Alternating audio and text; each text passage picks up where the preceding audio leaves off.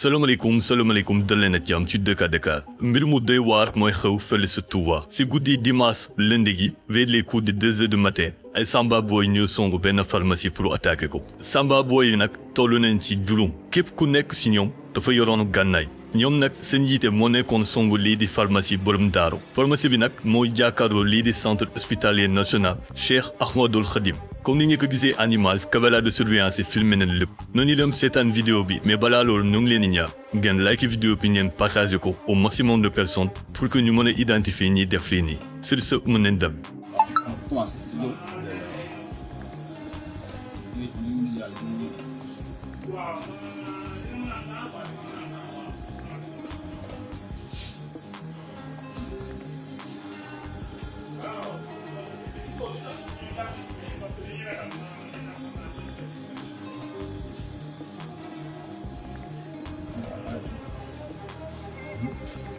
Good.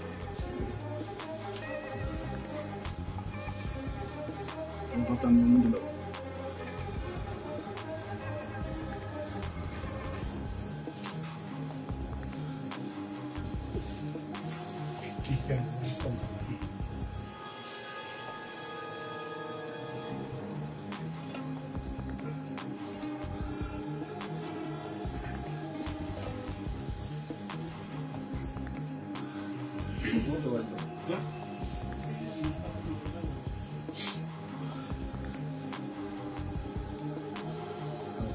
comme ni ñu ko gisee mbir mi doy na waa trop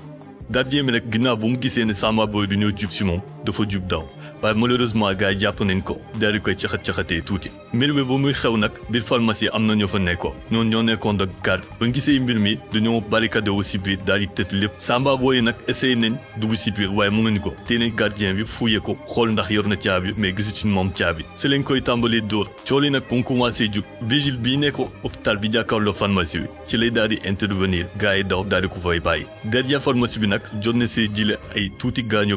jamono ji nag enquête bi moo continuer wéy pour jéem a identifier ñi def lii nii espérons que à travers vidéo de caméra de surveillance ñu mën leen a identifier mbir mi nag moo ngi nii ana la ngeen xalaat si affaire bi ban mooy réaction bu gën a appropriée pour jéem a génn si situation yi nii ñoo leen laaj nag seen xalaat à travers les commentaires bu leen fàttee abonné wu ngeen like vidéo bi te ngeen partager ko sur ce ñu ngi waxante ba beneen sur Dakar.